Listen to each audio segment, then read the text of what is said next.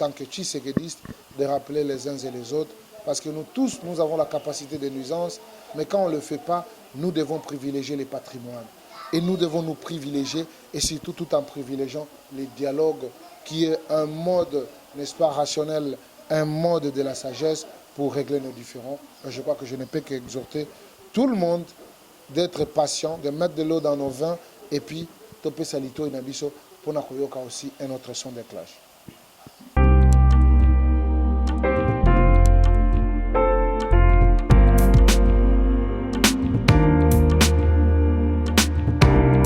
Beaucoup de journalistes à Liboso, Tokoko Misanzambe, parce que Maloba aussi on a Zouaki, Ezali Maloba Moko très responsable, et surtout, Ezali Kolakisaki Congo pour l'instant, Ezali entre les très bonnes mains. Il y a comme on a quel esprit anticipatif Oyo Tata Mokonzi Siona après ça qui prend à Congolais, c'est-à-dire des mesures préventives pour que maladie Oyo et se répandre penzate à travers la République démocratique du Congo. Alors, Bisso, je crois que approche na Bisso ezali positive. Il y a comme on a été Tata Mokonzi à l'acquis que Azali digne d'être appelé président de la République peut anticiper les événements et à côté ça biso ba mesure où essengeli to respecter pour que maladie wana ezala kati na biso. Entre autres, tozala na bopeto, tozala na bokengi, koloba avec une distance d'1 mètre. En tout cas, surveillance et puis kotambola pamba pamba te, la place à banguma makasité. Je crois que les ba mesures les hommes à travers le monde et notre président a fait mention de ça et je crois qu'on ne peut que se féliciter parce que nous avons quelqu'un qui veille aussi à la sécurité sanitaire du peuple congolais. C'est l'irresponsabilité na maloba bandekwana parce qu'aujourd'hui batumswa quand c'est yango zali ba blague mais les lots va comprendre que c'est une réalité parce qu'il y avait cet esprit anticipatif. Mais ce que le bili makamba mbongo ce que tali dans la majorité des Congolais balingi ke mbongo se goya tata mokonzi mo azwa yango parce que bayebi que là il y a la rationalité, il y a le bon sens à kosala makambo ndenge sengeli. Ba doute ezali parce que moni ndenge batu ba abizaki na bonne foi président de la République. Batu bazalaki toujours dans ba effervescence inutile, babosani que le président de la République veille pour le peuple d'abord. Mais malheureusement, beaucoup d'entre eux, ils ont abusé. Il y a ça haute tata mokonzi asenga kiti. C'est pourquoi soko lani na ba itambiki mususu. Okomona ke ba congolais baliki kaka yemoko tata mokonzi a gérer mbongo. Mais je pense avec le ministre de la santé, c'est un homme ratio, c'est un homme cohérent, c'est un rationnel. Et que gestion na baïbaki et causala uniquement affecté pour la cause. La cause, c'est la maladie. Le coronavirus, c'est une réalité, chers compatriotes. Et c'est que bisotou, tozo vraiment en na tina et puis to capitaliser, to panza sangwa koloba. Nous n'avons qu'un seul Congo, nous n'avons qu'un seul peuple qui est congolais. Et nous avons un seul président qui est l'alternative crédible de l'alternance dans notre pays, que nous l'appelons toujours le président de leur président, Sion à son excellence. Félix Antoine Tshisekedi Tshilombo Oyo, Azali vraiment très affecté et puis Azali très déterminé, il y a quoi en finir, il y a un monique à responsabiliser les dignes fils Mouyembe Tanfoum, où a la question va prévenir na Ebola et coronavirus. Je crois que le laboratoire est allé comme ça pour que tout betango dada, mais qu'à tout respecter les mesures hygiéniques pour yangonde et qu'on permette à ce que tout panza maladie wana tout pesa na ngote en tout cas moto na moto bisika ba kolanda biso bande ko na biso ya baza ya Congo ba o pe ba kolanda biso na poto vraiment bon respecter yango bato baza na confinement pour vendre na confinement c'est pas la fin du monde mais c'est une question de prévenir aux ezali pandémie auto ebi place outité. Nous ici les Africains quand vous connaissez bien l'environnement habitué à malamité. Alors nous devons respecter à la lettre, n'est-ce pas, les décisions prises par le premier des Congolais qui est Siona, le président de leur président. Et nous tous, nous devons nous mettre au travail pour sensibiliser, pour parler à notre peuple, pour leur dire cette histoire, c'est une histoire vraie.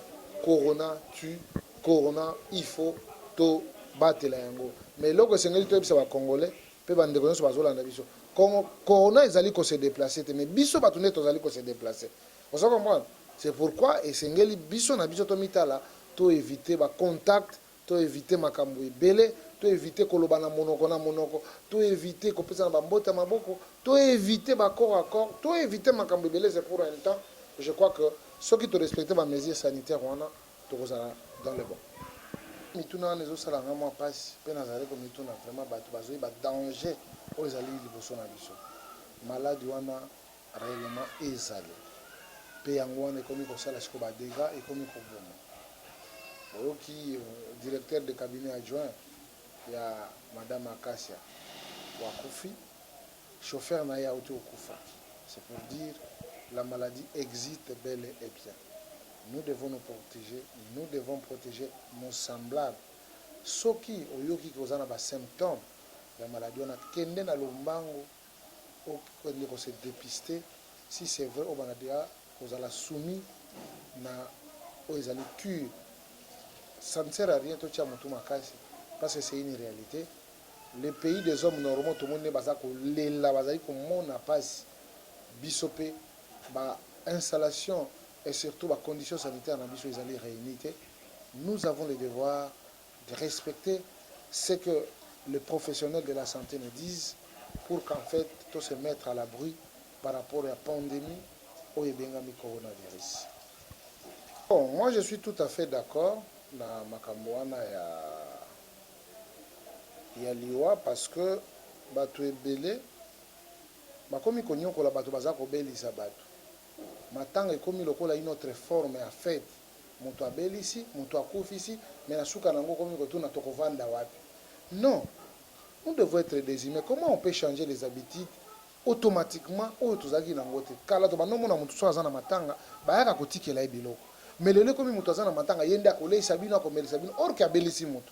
Vraiment c'est inhumain et la majorité des Congolais ba adhérer na likambo wana que etikala vraiment ad vitam aeternam tina suka mokili moto akufi eke na morgue ofandi na lopango soki ebimi mbala moko ekei kokundama parce que normalement atiki bana atiki bandeko atiki bato oyo esengeli bavivre s'il y a quelque chose bopesa bato wana se servir nango pour que esunga bango et non que bapesa bino bambongo. Donc cette décision vraiment natali la majorité de la population basepeli nango. Et puis toute autre mesure oyo parfois président moko alobaki bato bakomona nango impopulaire eza te tokoyebisa bandeko na biso ya baeglise bamosusu il faut balinga bato ndenge bango bazondimela nzambe ekomi o non il fallait kotika église mutu kutu azofuta kelasi ya bana kati bongo église oyo tokendaka na biso volontairement mpona tokende osambela mpona nkolo na biso ata na ndako tokosambela na biso. Biblia elobi moko to mibale soki bosangani na kombo na ngai naza kati na bino. C'est-à-dire ndenge tozali boye tokoki mpe kosangana awa na kati ya ndako na ngai toprie ezali toujours losambo. Mais nayebi ke susi ya bato ebele eza makambo ya mabonza batina ba mpesa bato batina mabonza na mpesa mabonza na mpesa vraiment. Nous devons nous aimer. Le temps est dur. Nzambe azali au contrôle, mais nous pensons que les humains vont éviter l'exploitation de l'homme par l'homme. Il faut éviter l'exploitation de l'homme. Hein? On a dit, il n'y a pas question, il y a un troupement à 20 personnes. Mais vous envoyez, un numéro à M-Pesa, mabonza. Mabonza. Nzambe alimbisa biso kaka. Mais tu as dit que Nzambe a au contrôle. Congolais à Kolonga, parce que Nzambe nde mokonzi. Maloba o ba fédéraux balobaki za maloba itali bango. Ngai naza membre ya IDPS, nazali cadre ya IDPS, nazali communicateur ya IDPS, nazali na façon nanga komonela makambo.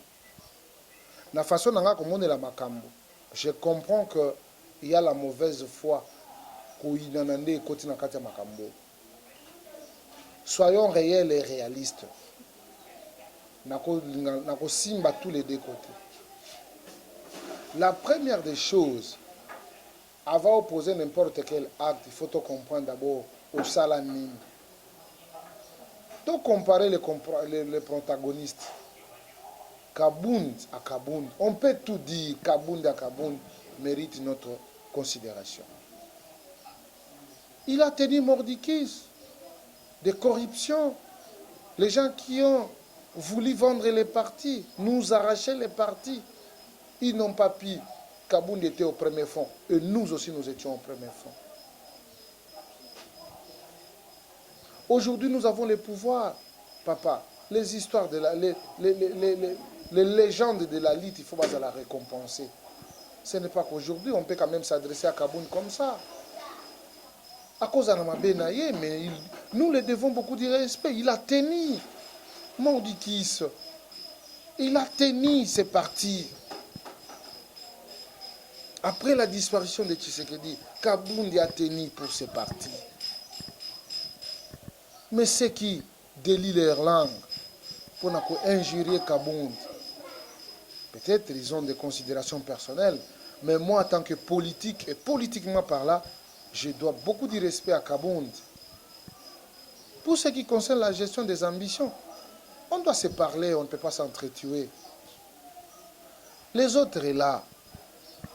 Bien sûr, ils ont des marchés qu'ils ont acquis, des marchés acquis tout au long de Makambo, chez Ngobila. Hein?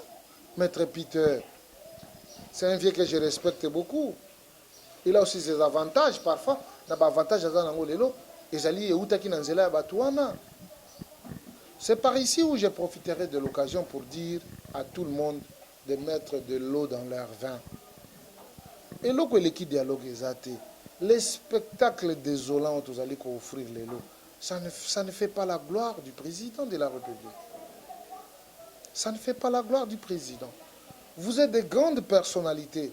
Alors, par rapport à vos moyens, vous exposez les partis dans le média pour que qu'est-ce que vous pensez. Mais venez avec ces débats à l'interne, pas dans les médias, parce que là, vous ne respectez pas les combattants qui ont perdu leur vie, n'est-ce pas, pour qu'aujourd'hui qu'on accède à la magistrature suprême.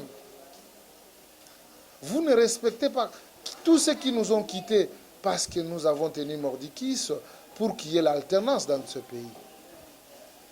Vous ne respectez pas le père de la démocratie en République démocratique du Congo, paix à son âme. Mais malheureusement, vous serez rattrapés par vos propres turpitudes. Mais ici, je vais profiter de l'occasion, juste pour reconnaître que la jeunesse a le droit de revendiquer.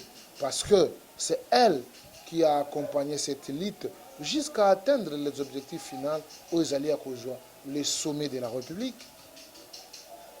Mais on peut bien réclamer, mais la violence, non. Nos aînés ne peuvent pas nous utiliser comme leur bouclier parce qu'ils veulent se positionner. On dit non. Et de cette occasion, je pense que la jeunesse a compris la responsabilité et nous serons comme tels. Et Dieu le Père va nous aider parce que, oh, ils allaient les sacrés, les partis c'est pour Dieu. Tshisekedi c'était l'émanation de l'Éternel et c'est une vision, c'est une idéologie. Aujourd'hui, c'est un mécanisme pour atteindre la sommité de la vie politique en République démocratique du Congo. Donc, tozali wana, tozali bana libota moko, et c'est mérito bomanate. To mizokisana te, mais c'est ngelito solola, un cadre pour un dialogue franc entre les uns et les autres, ils allaient vraiment normal, mais nous avons la hiérarchie du parti jusqu'à la preuve du contraire.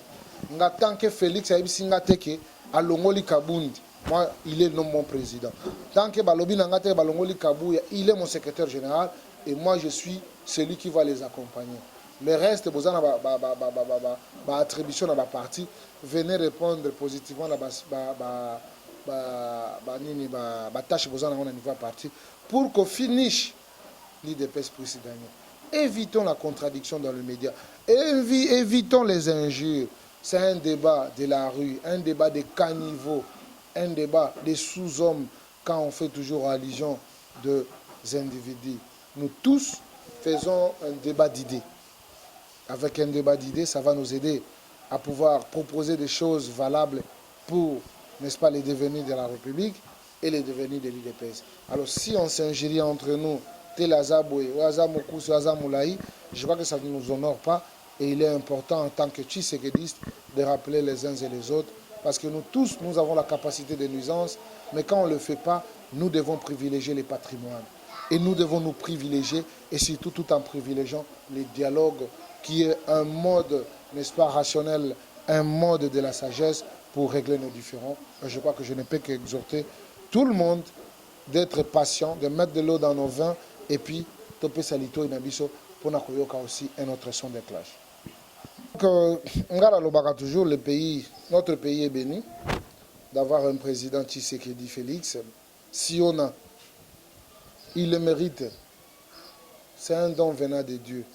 Voilà, Baouti Éthiopie, Baouti Égypte, comprendre que notre solution ne peut que venir de la République démocratique du Congo à travers son leadership qui est l'alternative crédible. Son Excellence, Monsieur le Président de la République, Félix Antoine Tshisekedi Siona. Ah, ici, va comprendre que nous sommes très bénis. Il est le président de leur président, l'homme qui assure, l'homme qui donne la conviction et la croyance aux autres. Bakatisi Bibale, Bakatisi Bamaï, Bakatisi Pe frontière pour retrouver la solution. Les alliés locaux, l'histoire à Joseph. Vous allez comprendre qu'aujourd'hui, la bénédiction de l'Afrique, ça appartient ici et surtout entre les mains de mon amboka Félix Antoine Tshisekedi Otobengue Siona. Nous ne pouvons que souhaiter bon vent à notre président et surtout Maëlle Amalam Nzambe Atiakatinae pour qu'il ait apporté la solution en Afrique. Et Bandi na Bangote, il y avait le conflit au niveau de Ouganda, ici, entre Ouganda et Rwanda, au niveau de Angola et au niveau de Brazzaville. C'est en tout cas par la gloire de l'Éternel au président du Congo démocratique où Azali Kopé sa solution en Afrique. Donc, nous ne pouvons que frotter les mains pour comprendre que Nzambe a kosa raté. Tant qu'on pesaka Nzala, a pesaka pe bilé. Donc, ce qu'on appelle vision, a appelle provision. Il est l'Éternel Dieu des armées. Toute armée forgée contre la RDC sera nulle et sans effet. Je ne vais pas détailler plus, mais aujourd'hui, c'est une considération. Il y a comme on que les compatriotes et les pays Moussousou recourir à Nabiso parce que nous avons quelqu'un qui peut dire un mot et que les autres vont suivre. Il peut dire un mot, ils auront la solution. Et donc, gloire à l'Éternel. Notre président, allez de l'avant. Siona, ces généraux seront toujours derrière vous parce que vous êtes l'alternative crédible de l'alternance dans notre pays. Et surtout, le président de leur président, vous êtes celui qui abrite les cœurs des Congolais. Et nous en sommes sûrs que vous allez apaiser la situation au niveau de l'Afrique à travers l'Éthiopie et l'Égypte. Temps sacré, pour comparer ma Bakelas na bino na vie à motote. Parce que si vous avez une vie qui est engagée, ça c'est de 1. Il y a malonga na kolobela bato pour la pandémie ezali, la coronavirus. Bande kotomi batel. Tous à la serein, tous respecter les mesures hygiéniques parce qu'il y a un monde qui sala que tu atteindre l'objectif. Sinon, catastrophe n'est pas à l'évolution na biso. Bon, mon pays à bateau va développer n'est pas allé pour souffrir. Je vois que Dieu nous fera grâce et que nous appelons en plein à ma casse collée kabangote. Mais comme tous allons dire dans ma mesure préventive, comme basi batei biso Japon na makabango, donc nous devons nous soumettre à ça et implorons, n'est-ce pas, la paix de l'Éternel où ils allaient na limite pour que makambwana et se répandre ma cassité na kati ya mboka na biso. Toali ko souhaiter te loboko na nzambe za bato nyonso baza kobela nzambe apesa bango kimia apesa bango pe guérison. Coronavirus soki esalami na maboko ya bato na kombo na Yesu nzambe ebomama. Soki ezali volonté ya nzambe esalama ndenge nzambe alingi parce que eloko nyonso ya nzambe ezaka na ebandeli na suka nango. Je suis animé na kokale volonté ya nzambe te ndenge nini. Mais soki ezali volonté ya bato ezala na nguya ta soki mokete. Nous sommes les enfants de l'Éternel, nous croyons en Dieu et puis toyebi ke nyonso nzambe aza sous le contrôle. Ndenge baloba toujours mutu na mutu aza mukolo na ye oyo nzambe akela ye mutu na mutu pe aza na mukolo na ye akokufa. Ouatangamaka akokufa, ainsi soit dit, ainsi soit la volonté de l'Éternel et que ça la mandenge salami pe baoba kobika et que ça la mandenge nzambe alingi. Mais nous pensons que liwa oyo ya maladie wana esengeto se protéger pour que tokende koya na mababete. Parfois, ils ont parce qu'on ne s'est pas protégé. J'aime la République démocratique du Congo. J'aime la politique congolaise. Et pour l'instant, nous devons nous focaliser par rapport à cette pandémie où ils allaient déranger la nation congolaise et que le reste est rien à signer. Makamyo c'est en veilleuse, Makamyo c'est pémi parce que nous devons d'abord regarder la santé et surtout cette maladie qui dérange le monde, qui dérange le Congo et qui nuit, n'est-ce pas, dans l'existence à moto. Nzambe azali na contrôle, j'ai la foi et nous allons atteindre les objectifs où ezali ya mettre à nu maladie oyo. Boyebi ebola tozaki na ngwa docteur Muyembe abeti yango na ndenge kusakana te ye wana so atelemeli coronavirus aza toujours na kati ya laboratoire. Je sais qu'il y aura une solution congolaise par rapport à la pandémie. À part ça, je vous aime tant. Bomi batela, bozala vraiment à l'abri à la saleté. Coronavirus, on a 1 mètre sur la moto. En tout cas, il faut appeler un masque pour prévoir un peu. Et puis en plus, ma boko, to pesa na ma côté, ba kola te na musika tambo te ma kolo kaka. To boki ma kolo, ou bien to pesa ni ba coude, et si que lamba ezali. Et puis éviter mingi ko simbaka na elongi soki opesaki moto maboko. Donc la prévention c'est soki to tiango na misala et ko simba pe victoire ekozala ya biso. Ba mote belé bisika bozali, Nzambe apambola biso.